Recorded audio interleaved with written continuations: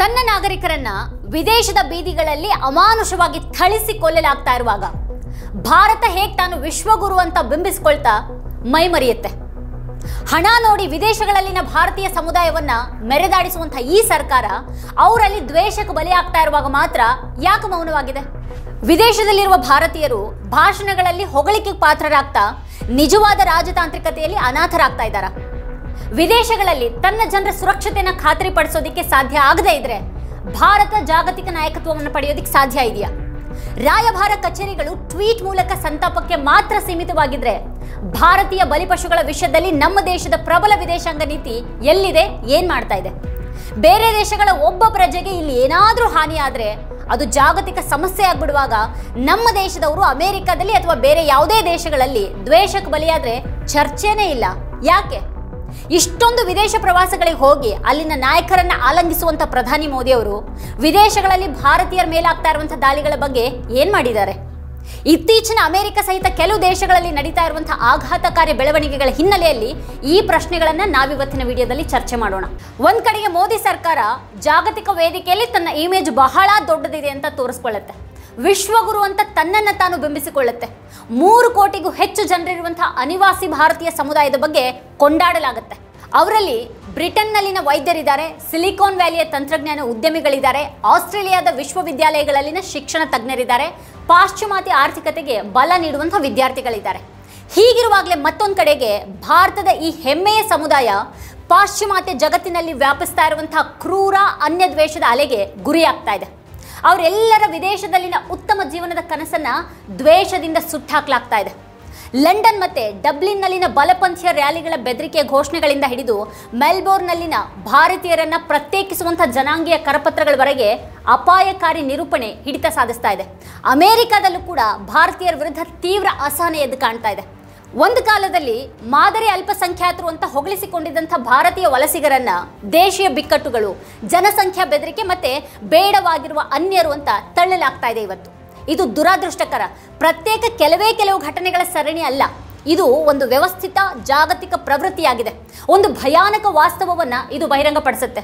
ಜನಾಂಗೀಯ ದ್ವೇಷದ ಕಾಠಿಣ್ಯದ ಎದುರು ಭಾರತೀಯ ವಲಸಿಗರು ತತ್ತರಿಸುವಂತಾಗಿದೆ ಅನ್ನುವಂಥ ವಾಸ್ತವ ಇದು ಭಾರತದ ವಿದೇಶಾಂಗ ನೀತಿ ಕೊಚ್ಕೊಳ್ಳೋದೇ ಬೇರೆ, ಹಾಗೆ ವಾಸ್ತವದಲ್ಲಿ ಅದರ ಜನರ ಪಾಡೇ ಬೇರೆ ಅನ್ನೋದನ್ನ ಬಯಲು ಮಾಡ್ತಾ ಇದೆ.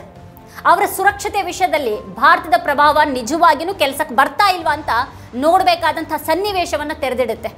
ವಲಸೆ ವಿರೋಧಿ ಭಾವನೆ ಉಲ್ಬಣಿಸ್ತಾ ಇದೆ. ಇದು ಆರ್ಥಿಕ ಆತಂಕ, ರಾಜಕೀಯ ಅವಕಾಶವಾದ ಮತ್ತೆ ಅತಿರೇಕದ ತಪ್ಪು ಮಾಹಿತಿಯ ಪರಿಣಾಮವಾಗಿ ಸೃಷ್ಟಿಯಾಗಿರುವಂತಹ ವಿಷಮಯ ಸ್ಥಿತಿಯಾಗಿದೆ. ವಿದೇಶಗಳಲ್ಲಿ ಈ ಅನ್ಯದ್ವೇಷ ಹೆಚ್ಚಾಗೋದಕ್ಕೆ ಕಾರಣ ಆಗ್ತಾ ಇದೆ. UK, US, ಆಸ್ಟ್ರೇಲಿಯಾ ಮತ್ತು ಯುರೋಪಿನ ಕೆಲವು ಭಾಗಗಳಲ್ಲಿ ಜನರು ಜೀವನ ವೆಚ್ಚದ ಬಿಕ್ಕಟ್ಟು, ವಸತಿ ಕೊರತೆ ಮತ್ತೆ ಸಾರ್ವಜನಿಕ ಸೇವೆಗಳ ಕೊರತೆಯಿಂದ ಬಳಲ್ತಾ ಇದ್ದಾರೆ. ಅಂಥ ಒತ್ತಡದ ಹೊತ್ತಿನಲ್ಲಿ ವಲಸಿಗರು ಬೇಡದವರಾಗಿ, ಅನ್ಯರಾಗಿ ಕಾಣ್ತೊಡಗಿದ್ದಾರೆ ಮತ್ತೆ ಹೆಚ್ಚು ಸುಲಭದ ಗುರಿಯಾಗ್ತಾ ಇದ್ದಾರೆ. ಬ್ರಿಟನ್ನಲ್ಲಿ ರಾಷ್ಟ್ರೀಯ ಆರೋಗ್ಯ ಸೇವೆ ಕುಸಿದಿದೆ, ಬಾಡಿಗೆಗಳು ಹೆಚ್ಚಾಗ್ತಾ ಇವೆ. ಲಂಡನ್ನಲ್ಲಿ ವಲಸಿಗರ ವಿರುದ್ಧ ಮೊನ್ನೆ ನಡೆದಂತಹ ಬೃಹತ್ ಪ್ರತಿಭಟನೆಯಲ್ಲಿ 1,00,000ಕ್ಕೂ ಹೆಚ್ಚು ಜನರನ್ನ ಮುನ್ನಡೆಸಿದ್ದು ಟಾಮಿ ರಾಬಿನ್ಸನ್ ಅನ್ನುವಂಥ ತೀವ್ರ ಬಲಪಂಥೀಯ ದ್ವೇಷಕೋರ ಫ್ಯಾಷಿಸ್ಟ್ ನಾಯಕ. ಆತನ ಆ ವಲಸೆ ವಿರೋಧಿ ಪ್ರತಿಭಟನೆಗಾಗಿ ಬ್ರಿಟನ್ನ ವಿವಿಧೆಡೆಗಳಿಂದ ಜನರು ತಂಡೋಪತಂಡವಾಗಿ ಬಂದು ಸೇರಿದ್ದಾರೆ, ಆತನನ್ನ ಬೆಂಬಲಿಸಿದ್ದಾರೆ. ಆ ರೀತಿ ಬಂದವರಲ್ಲಿ ಮಹಿಳೆಯರು ಕೂಡ ದೊಡ್ಡ ಸಂಖ್ಯೆಯಲ್ಲಿದ್ದರು. ಬ್ರಿಟನ್ ಸರ್ಕಾರದ ವಿರುದ್ಧ ಹರಿಹಾಯ್ದು ನಮ್ಮ ಅವಕಾಶಗಳನ್ನು ಕಿತ್ಕೊಳ್ಬೇಡಿ, ನಮಗೆ ಸುರಕ್ಷತೆಯನ್ನು ಖಾತ್ರಿಪಡಿಸಿ ಅಂತ ಅವರು ಆಗ್ರಹಿಸಿದ್ದಾರೆ. ಅಲ್ಲಿನ ಸರ್ಕಾರದ ದಶಕಗಳ ಹಣಕಾಸಿನ ಕೊರತೆ ಮತ್ತೆ ವಿಫಲವಾದ ವಸತಿ ನೀತಿಗಳನ್ನು ಪರಿಹರಿಸೋದಕ್ಕಿಂತ 2023ರಲ್ಲಿ ಆಗಮಿಸಿದಂಥ 2.5 ಲಕ್ಷ ಭಾರತೀಯರನ್ನ ದೂಷಿಸೋದು ಅವರಿಗೆ ತುಂಬಾನೇ ಸುಲಭ. ಆಸ್ಟ್ರೇಲಿಯಾದಲ್ಲಿ ಮಾರ್ಚ್ ಫಾರ್ ಆಸ್ಟ್ರೇಲಿಯಾ ಪ್ರತಿಭಟನೆಗಳು ಅಲ್ಲಿನ ವಸತಿ ಬಿಕ್ಕಟ್ಟಿಗೆ ಸಂಬಂಧಪಟ್ಟಿವೆ.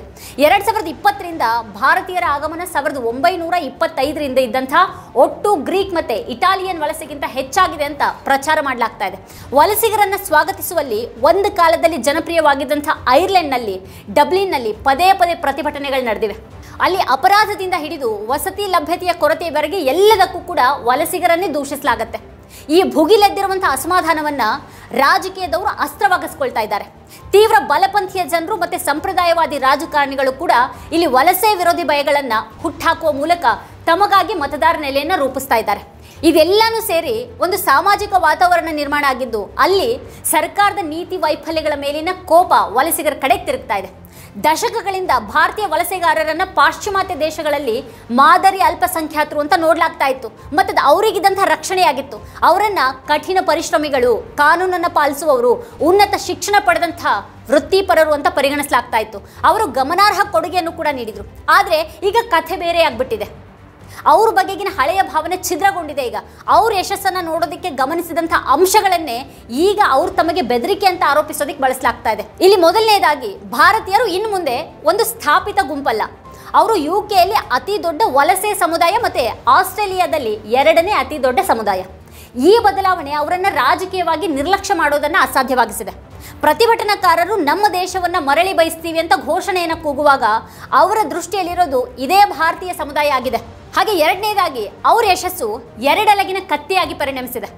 ಗ್ರಾಮೀಣ ಆಸ್ಪತ್ರೆಯಲ್ಲಿ ಪ್ರಮುಖ ಖಾಲಿ ಹುದ್ದೆಗಳನ್ನು ತುಂಬಬಲ್ಲವರಾಗಿದ್ದಂಥ ಭಾರತೀಯ ವೈದ್ಯರ ಬಗೆಗಿನ ನಿರೂಪಣೆ ಈಗಲ್ಲಿ ಬದಲಾಗಿದೆ. ಈಗ ಭಾರತೀಯ ವೃತ್ತಿಪರರನ್ನ ಹೆಚ್ಚಿನ ಸಂಬಳದ ತಾಂತ್ರಿಕ ಉದ್ಯೋಗಿಗಳನ್ನು ಕದಿಯೋರು ಅಂತ ನೋಡಲಾಗುತ್ತೆ, ಅಥವಾ ಸ್ಪರ್ಧಾತ್ಮಕ ಸನ್ನಿವೇಶದಲ್ಲಿ ಪ್ರಾಬಲ್ಯ ಸಾಧಿಸುವವರು ಅಂತ ಗುರಿ ಮಾಡಲಾಗುತ್ತೆ. ಒಂದು ಕಾಲದಲ್ಲಿ ಬೆರಗಿಗೆ ಕಾರಣ ಆಗಿದ್ದಂಥ ಸುಂದರ್ ಪಿಚೆ ಅಥವಾ ಸತ್ಯ ನಾಡೆಲ್ ಅವರಂಥ ವ್ಯಕ್ತಿಗಳ ಯಶಸ್ಸನ್ನ ಈಗ ತಮ್ಮ ದೇಶಗಳಲ್ಲಿ ಹಿಂದುಳಿದಿದ್ದೀವಿ ಅಂತ ಅಂದುಕೊಳ್ಳುವವರ ಅಸಮಾಧಾನವನ್ನು ಹೆಚ್ಚಿಸೋದಕ್ಕೆ ಬೆರಳು ಮಾಡಿ ತೋರಿಸಲಾಗ್ತಾ ಇದೆ. ಈ ಸಿನಿಕತನ ಭಾರತೀಯ ವಲಸಿಗರನ್ನ ಗೆಲ್ತಾ ಇರುವಂಥ ಪ್ರತಿಸ್ಪರ್ಧಿಗಳು ಅಂತ ನೋಡುವ ಹಾಗೆ ಮಾಡ್ತಾ ಇದೆ. ತಮ್ಮ ಅವಕಾಶಗಳನ್ನು ಕಿತ್ಕೊಳ್ಳುವವರು ಅನ್ನುವಂತೆ ನೋಡಲಾಗ್ತಾ ಇದೆ. ಹಾಗೆ ಮೂರನೇದಾಗಿ, ಭಾರತೀಯ ವಿದ್ಯಾರ್ಥಿಗಳ ಬೃಹತ್ ಒಳಹರಿವು ಘರ್ಷಣೆಯ ಪ್ರಮುಖ ಅಂಶ ಆಗಿದೆ. ಇಲ್ಲಿ ಅಲ್ಲಿನ ವಿಶ್ವವಿದ್ಯಾಲಯಗಳಿಗೆ ಅವರ ಲಕ್ಷ ಶುಲ್ಕನೇ ಬೇಕಾಗಿದ್ರು, ಅವರ ಹಣವನ್ನೇ ಅವರು ಅವಲಂಬಿಸಿದ್ರು ಕೂಡ ಸ್ಥಳೀಯ ಸಮುದಾಯಗಳು ಅವರನ್ನು ವಸತಿ ಮತ್ತು ಮೂಲ ಸೌಕರ್ಯದ ಮೇಲೆ ಹೊರೆಯಾಗಿ ನೋಡ್ತವೆ. ಯುಕೆಯಲ್ಲಿ ಆಹಾರ ವಿತರಣೆಯಲ್ಲಿ ಅಕ್ರಮವಾಗಿ ಕೆಲಸ ಮಾಡುವಂಥ ವಿದ್ಯಾರ್ಥಿಗಳ ಕುರಿತ ವರದಿಗಳು ಇಡೀ ಸಮುದಾಯದ ಮೇಲೇನೆ ಅಕ್ರಮದ ಅನುಮಾನದ ನೆರಳು ಬೀಳುವಂತೆ ಮಾಡಿವೆ. ಇನ್ನು ಭಾರತೀಯ ಸಮುದಾಯದವರು ಯಾವ ವೀಸಾ ಮೇಲೆ ಅಲ್ಲಿದ್ದಾರೆ ಅನ್ನೋದೇ ಅಪ್ರಸ್ತುತ ಆಗ್ತಾ ಇದೆ. ಕಾನೂನುಬದ್ಧವಾಗಿರೋರು ಮತ್ತೆ ಕಾನೂನು ಬಾಹಿರ ಆಗಿರೋರನ್ನ ವಿದ್ಯಾರ್ಥಿಗಳು ಮತ್ತೆ ನುರಿತ ಕೆಲಸಗಾರರನ್ನ ಒಂದೇ ಅನ್ನುವಂತೆ ನೋಡಲಾಗ್ತಾ ಇದೆ. ಅವರು ಭಾರತೀಯರು ಮಾತ್ರ ಅಂತ ನೋಡಿ ಅಲ್ಲಿ ದ್ವೇಷ ಮಾಡಲಾಗ್ತಾ ಇದೆ, ಹಾಗೆ ಅವರನ್ನು ದೂಷಿಸಲಾಗ್ತಾ ಇದೆ. ಕೊನೆಗೆ ಅವ್ರ ಮೇಲೆ ದೈಹಿಕ ದಾಳಿಯನ್ನು ಕೂಡ ನಡೆಸಲಾಗ್ತಾ ಇದೆ. ಯುಕೆಯ ಓಲ್ಡ್ ಬರಿಯಲ್ಲಿ ಸಿಖ್ ಮಹಿಳೆಯ ಮೇಲೆ ಜನಾಂಗೀಯ ಕಾರಣದಿಂದಾಗಿ ಅತ್ಯಾಚಾರ ನಡೀತು ಅನ್ನೋದು ಈ ವಿಷಮಯ ಸ್ಥಿತಿಯ ಭಯಾನಕ ಪರಿಣಾಮ ಆಗಿದೆ. ಅಲ್ಲಿ ಆಕೆಗೆ ಸ್ವಂತ ದೇಶಕ್ಕೆ ಹಿಂದಿರುಗುವಂತೆ ಹೇಳಲಾಯಿತು ಅಂತ ವರದಿಯಾಗಿದೆ. ಒಂದು ಸಮುದಾಯವನ್ನು ವ್ಯವಸ್ಥಿತವಾಗಿ ಸಮಸ್ಯೆ ಅಂತ ಬಿಂಬಿಸಿದಾಗ ಅದು ಅವ್ರ ವಿರುದ್ಧ ಹಿಂಸಾಚಾರಕ್ಕೆ ವಿಕೃತ ಸಾಮಾಜಿಕ ಪರವಾನಗಿ ನೀಡಿತು ಅನ್ನೋದನ್ನು ಇದು ತೋರಿಸುತ್ತೆ.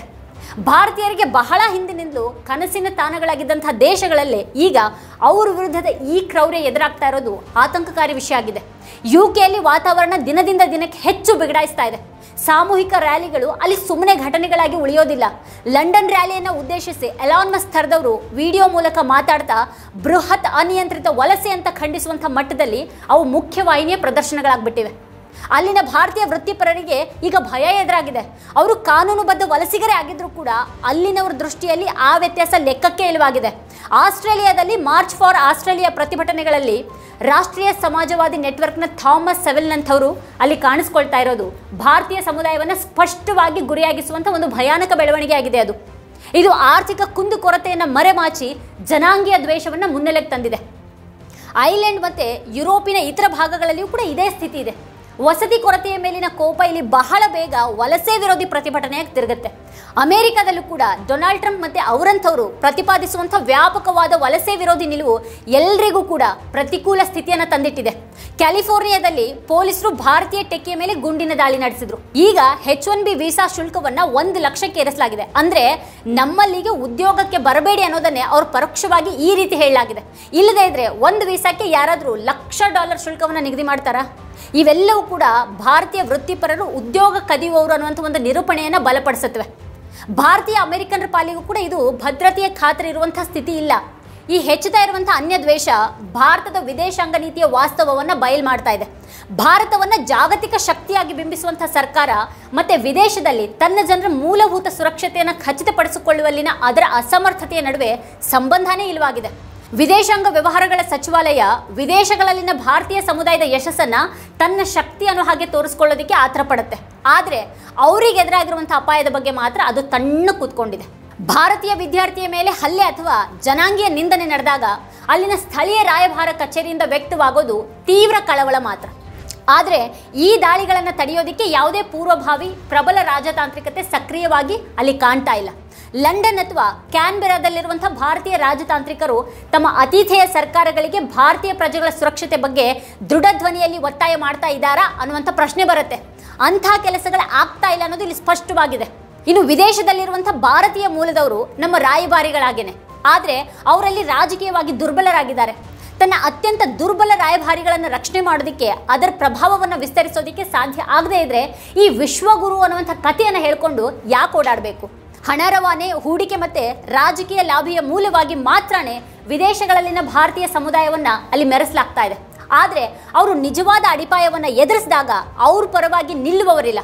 ಹೀಗಿರುವಾಗ ಭಾರತದ ವಿದೇಶಾಂಗ ನೀತಿಯ ಅರ್ಥ ಏನು ಉಳ್ಕೊಂಡಿದೆ? ಭದ್ರತೆನೇ ಇಲ್ಲ ಅನ್ನೋದಾದ್ರೆ ದುರಂತಕ್ಕೀಡಾದವರ ವಿಷಯದಲ್ಲಿ ಭಾರೀ ಶೂರನ ಹಾಗೆ ಮಾತಾಡೋದ್ರಿಂದ ಏನು ಪ್ರಯೋಜನ ಇದೆ? ತನ್ನ ಬೆಳೀತಾ ಇರುವಂಥ ಆರ್ಥಿಕ ಪ್ರಭಾವವನ್ನು ರಾಜತಾಂತ್ರಿಕವಾಗಿ ಬಳಸ್ಕೊಳ್ಳೋದಕ್ಕೆ ಭಾರತಕ್ಕೆ ಯಾಕೆ ಸಾಧ್ಯ ಆಗ್ತಾ ಇಲ್ಲ? ಭಾರತೀಯರ ವಿರುದ್ಧದ ದ್ವೇಷಾಪರಾಧಗಳ ವಿರುದ್ಧ ಸ್ಪಷ್ಟವಾದ ರಾಜತಾಂತ್ರಿಕ ಮತ್ತೆ ಆರ್ಥಿಕ ಪರಿಣಾಮಗಳನ್ನು ಬೀರುತ್ತೆ ಅಂತ ಎಚ್ಚರಿಸೋದು ಯಾಕೆ ನಡೀತಾ ಇಲ್ಲ? ಕಾನ್ಸುಲರ್ ಸೇವೆಗಳು ಅತ್ಯಗತ್ಯ, ಆದರೆ ಅವು ರಕ್ಷಣೆಯ ಕೊನೆಯ ಮಾರ್ಗ ಆಗಿವೆ. ಭಾರತೀಯ ಸಮುದಾಯಗಳನ್ನು ರಕ್ಷಣೆ ಮಾಡೋದು ಒಂದು ಉಪಕಾರ ಅಲ್ಲ, ಅದು ಮೂಲಭೂತ ಜವಾಬ್ದಾರಿ ಅಂತ ಅತಿಥೇಯ ಸರ್ಕಾರಗಳು ಮೊದಲು ಅರ್ಥ ಮಾಡ್ಕೊಳ್ಳೋ ಹಾಗೆ ಮಾಡೋದು ನಮ್ಮ ವಿದೇಶಾಂಗ ನೀತಿ ಆಗಬೇಕು. ಲಕ್ಷಾಂತರ ಭಾರತೀಯರಿಗೆ ವಿದೇಶದ ಬಗೆಗಿನ ಹಂಬಲ ಇನ್ನು ಮುಂದೆ ಕೇವಲ ಸಮೃದ್ಧಿಯ ಹಾದಿ ಅಲ್ಲ, ಬದಲಾಗಿ ಬೆಳೀತಾ ಇರುವಂತಹ ದ್ವೇಷದ ಎದುರುಗೊಳ್ಳುವಿಕೆ ಅನ್ನುವಂತಾಗ್ಬಿಟ್ಟಿದೆ. ಇದು ಭಾರತೀಯ ವಲಸೆಗಾರರು ಮತ್ತೆ ಭಾರತ ಸರ್ಕಾರ ಎರಡೂ ಕೂಡ ಎಚ್ಚರದಿಂದ ನೋಡಬೇಕಾಗಿರುವಂಥ ಒಂದು ಸಂಗತಿ. ಸಮುದಾಯಗಳು ಸಂಘಟಿತ ಆಗಬೇಕು, ರಾಜಕೀಯವಾಗಿ ಬಲಗೊಳ್ಳಬೇಕು ಮತ್ತೆ ತಮ್ಮ ಹಕ್ಕುಗಳು ಸುರಕ್ಷತೆಗಾಗಿ ಆ ದೇಶದ ಕಾನೂನುಗಳ ಸಕ್ರಿಯತೆಗಾಗಿ ಒತ್ತಾಯ ಮಾಡಬೇಕು. ಭಾರತ ಸರ್ಕಾರ ವಿದೇಶದಲ್ಲಿರುವಂತಹ ತನ್ನ ಜನರ ಬಗ್ಗೆ ನಿರಂತರ ಕಾಳಜಿಯನ್ನು ಕಾಯ್ದುಕೊಳ್ಬೇಕು. ಭಾರತದ ಜಾಗತಿಕ ಇಮೇಜ್ಗೆ ಅಡಿಪಾಯವಾಗಿರುವಂಥ ಲಕ್ಷಾಂತರ ಭಾರತೀಯರಿಗೆ ಈಗ ಪ್ರಶ್ನೆ ಕೇವಲ ವೀಸಾ ಅಥವಾ ಬಡ್ತಿ ಪಡೆಯೋದು ಮಾತ್ರ ಅಲ್ಲ, ಬದಲಾಗಿ ಅವರ ದೈಹಿಕ ಮತ್ತು ಭಾವನಾತ್ಮಕ ಯೋಗಕ್ಷೇಮವನ್ನು ಭದ್ರಪಡಿಸ್ಕೊಳ್ಳೋದು ಅಷ್ಟೇ ಮುಖ್ಯ ಆಗುತ್ತೆ. ಅವರು ನವದೆಹಲಿಯ ಕಡೆಗೆ ನೋಡ್ತಾರೆ. ಪತ್ರಿಕಾ ಪ್ರಕಟಣೆಗಿಂತ ಹೆಚ್ಚು ಅರ್ಥಪೂರ್ಣವಾದ ಮತ್ತು ಟ್ವೀಟ್ಗಿಂತ ಹೆಚ್ಚು ಧೈರ್ಯ ತುಂಬುವಂಥ ಉತ್ತರಕ್ಕಾಗಿ ಅವರೆಲ್ಲ ಕಾಯ್ತಾ ಇದ್ದಾರೆ. ಅವ್ರಿಗೆ ಬೇಕಾಗಿರೋದು ವ್ಯರ್ಥ ಭರವಸೆ ಅಲ್ಲ, ಬದಲಾಗಿ ರಕ್ಷಣೆ.